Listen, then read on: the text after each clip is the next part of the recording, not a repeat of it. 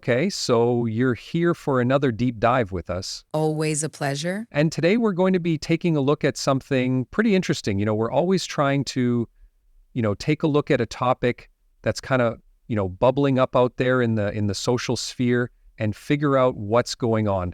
What people are saying, what are people saying about it without you having to do all the endless, research and reading and That endless doom scrolling and all that stuff. Yeah. So today we're going to be taking a look at a Reddit thread, and this one is from Ask Reddit, Oh, Ask Reddit Classic. one of those, subreddits that's really good at just throwing a question out there and seeing what people. Yeah, and you had such a wide range of reactions. And this one really got people talking. I was surprised. So the question was, how do you feel about a sitting president and the Commerce Secretary going on television to tell people to buy Tesla cars and stocks? I mean, that's a pretty loaded question right off the bat. Yeah, it's pretty direct. It really is. And it kind of gets to the heart of so many different issues. Right. It's like, is it even okay to do that? Is it legal? Is it, Yeah, legality, ethic. is it smart even, right? Right? Like, Is it a good look? yeah, and what does it say about, the state of things when something like that happens? Exactly. And I think that's why this particular Reddit thread is so fascinating to dive into, because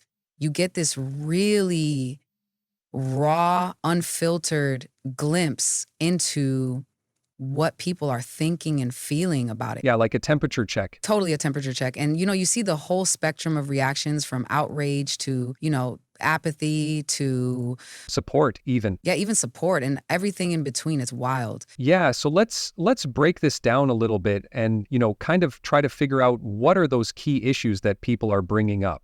Sounds good. All right, so maybe the first thing to tackle is, when we talk about a sitting president and another high-level government official going on television and promoting a specific company, a specific stock, right? Is that even legal? Yeah, that's the $1 million question, isn't it? And I mean, scrolling through these comments, it's clear that a lot of people are questioning the legality of it. Yeah, you see a lot of people throwing out terms like Hatch Act. Oh, yeah, the Hatch Act comes up a lot. Stock manipulation, right? Like, what is this, some kind of insider trading thing or what? Yeah, is this market manipulation? Is this, are they trying to pump up the stock and then dump it later? Who knows? Right. And it's interesting because, the Hatch Act, that kind of a cornerstone of, how we think about. Of government ethics.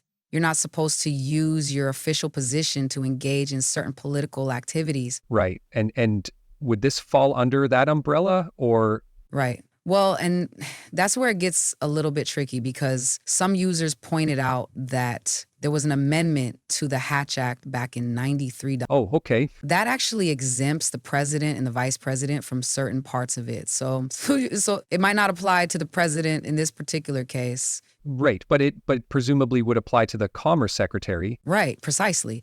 Yeah, so you've got this like weird gray area where it's like, okay, maybe the president can get away with it, but what about the Commerce Secretary? Right. And even beyond the specific law, there's this idea of like ethics. Is this an ethical thing to do for a government official to be promoting specific company, right? I mean, it definitely raises questions about conflicts of interest. If you got the Commerce Secretary out there telling everyone to buy Tesla, Yeah. What kind of relationship does the government have with Tesla? Right. Is there something going on behind the scenes? Right, exactly. And even if there isn't, even if it's all above board, the appearance of a conflict of interest is enough to erode public trust. Totally. It's like you said earlier, optics are important. Optics are everything, and it's because how can you trust that the government is acting in the best interest of the people when they're out there showing for a specific company? Right. It's like, are you working for us or are you working for Tesla? Exactly. And that really gets into like the next big theme that we saw in the Reddit thread, which is this idea of abuse of power. Oh yeah, that's a huge one, and corruption. Yeah, a lot of people are straight up calling this an abuse of power. Yeah, people don't hold back. No, they did not. They see it as a clear misuse of authority and potentially a sign of something much worse. Yeah, and you saw a lot of references to past events, like when the former president, promoted Goya beans. The Goya beans incident that's become like a touchstone for this kind of behavior. Yeah, it's like, well, he did it with Goya, you can do it with Tesla. Exactly. And what were the consequences for the Goya beans thing, right? Nothing. Seemingly nothing. Right. So it sets this precedent that it's okay to use the presidential platform to promote private businesses, Right. and that's troubling. Yeah. And then to add fuel to the fire, yeah, people brought up, the dismissal of those ethics watchdogs. Oh, yeah, the inspectors general. Yeah, the public corruption team with the DOJ. Right. And it's like, if you're going to do stuff like this and then also get rid of the people who are supposed to be, right, keeping an eye. We're supposed to hold you accountable. Yeah, that just raises even more red flags. Yeah. It's like, what are you trying to hide? Right, exactly. And some users even pointed out that the inspectors general had identified like $93 billion Wow. in potential saving. 93 billion. Yeah. That's And just fiscal year 2023. that's a lot of money. A lot of money, right? So it kind of undermines the argument that these dismissals were just about streamlining government or whatever, right? It makes it seem like it's more about avoiding scrutiny. Yeah. It's like, you don't want people looking too closely at what you're doing. Exactly. So it paints it's a good look.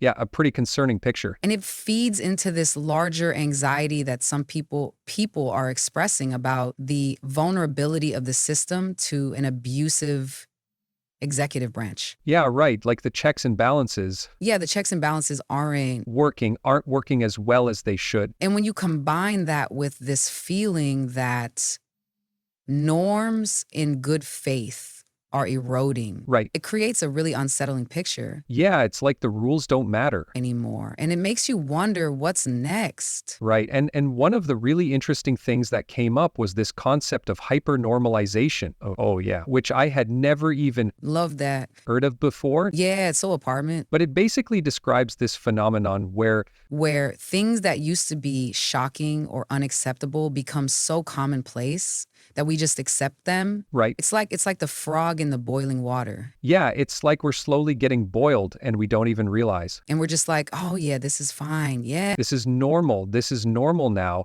And someone even made a comparison to, yeah, the fall of the Roman Republic. I saw that comment. Yeah, which is like, That's a bit dramatic, but a little dramatic. But I get the point. Yeah, it's about the erosion of traditions. Yeah, the rise of unchecked power. right. And it's a cautionary tale, Are we on that path? right? Are we headed down that slippery slope? Yeah.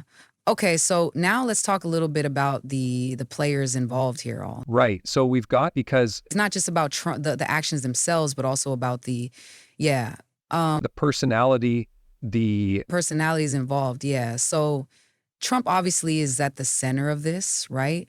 he's the one making the endorsements. Yeah. But then you've got Elon Musk looming large in the background, And people, and Tesla, of course. yeah, people were really speculating about the nature of their relationship. Yeah. Is Trump just a puppet for Musk? Yeah, and there were comments suggesting that, yeah, Musk kind of has him in his pocket. Right. And there's that whole story about Musk's kid, like disrespecting Trump in the Oval Office. Oh, yeah, I remember that.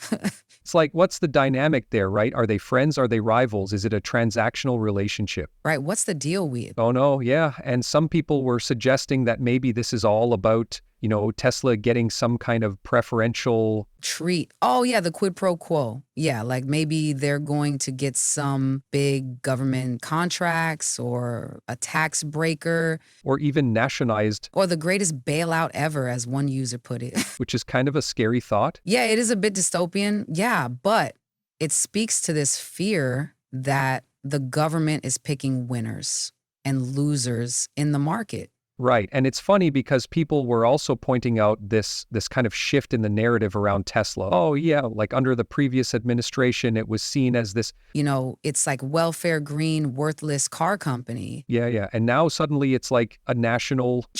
National treasure that must be protected. Yeah, it's quite a turnaround. Yeah. And people are calling out the hypocrisy. Oh, yeah, the hypocrisy is palpable. It's like, which is it? Is it a worthless company or is it a national treasure? Yeah, make up your mind, right? And it's kind of ironic that despite all this hype, Tesla's stock actually dipped after both endorsements. Yeah, that's hilarious. So maybe it wasn't the brilliant Yeah, maybe it backfired. move that they thought it was. Yeah, the market doesn't lie. Right. So beyond the specifics of this case, just, the legality, the ethics, the potential for corruption, There's also this broader sense of anxiety about what this all means for the country. Yeah, what does this say about the state of our democracy? Yeah, and one of the things that really stood out to me was the accusations of hypocrisy, Oh, yeah, that's a big one. particularly from people who had been critical of similar actions under previous administration. Right. It's like, where were you? Yeah, when Obama was doing Right. And now they're silent. right. Or they're even supporting it. Yeah, and it's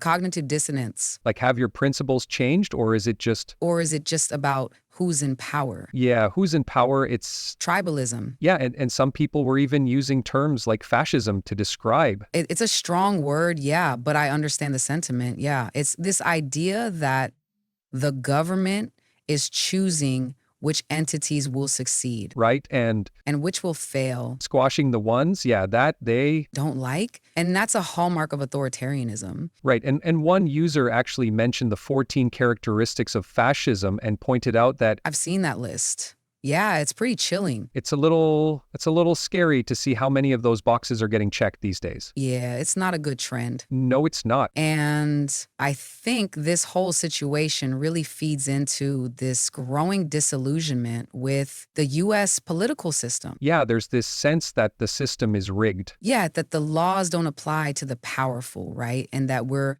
on a slippery slope towards autocracy. And it's that powerlessness that I think is driving a lot of the anger and frustration. Yeah, people feel like they have no control over what's happening, right? They're just along for the ride. And it's scary. It is scary because it's like, what can you do about it? What, What can you do when the people in charge are blatantly disregarding the rules? right? And some people even went so far as suggest that this is all part of some Elaborate pump and dump scheme. the pump and dump theory. It's like they're going to inflate the stock price, yeah, and then they're going to dump their shares and leave everyone else holding the bag, And make a bunch of money in the process. right? And the scary thing is that some people seem to be okay with that. Yeah, as long as they get a piece of the pie. Yeah, it's like as long as my guy is winning exactly, I don't care how he does it. Tribalism at its finest. Yeah, and that's a really depressing thought. It is depressing because it's like we've lost moral compass. We're willing to overlook unethical and even illegal behavior if it benefits us. Right. And finally, I think it's important to acknowledge the fact that all this focus on this one issue, right, can sometimes distract from the bigger picture. Yeah, from other important things that are happening. Yeah, there's a lot going on in the world, right? And it's easy to get caught up in the outrage of the day. Yeah, and lose sight of the long game, right? So it's important to keep things in perspective, absolutely. So as we wrap up this deep dive into the Reddit reaction, yeah, what would you say are the key takeaways here? I think what's most striking is this sheer range of concerns that people are expressing. They've got worries about the illegality, ethics, abuse of power, corruption, and then these broader anxieties about the direction of the country. It's a real snapshot of public unease. And it's raw, it's unfiltered, it's It's the voice of the people. yeah, it's the voice of the people, so it's definitely worth paying attention to. Absolutely. And it raises some really important questions about the relationship between government, business, and public trust in the digital age. Yeah, and I think that's something that we all need to be thinking about because it's not just about this one incident, right? It's about the bigger picture. It's about the future of our democracy, Exactly. And what role we're going to play in shaping it. so what do you think, listener? Yeah, What do you think. How do you feel about all this? Let us know. We'd love to hear your thoughts. Absolutely. So join the conversation in the comments And until next time, stay informed. and stay engaged. Peace.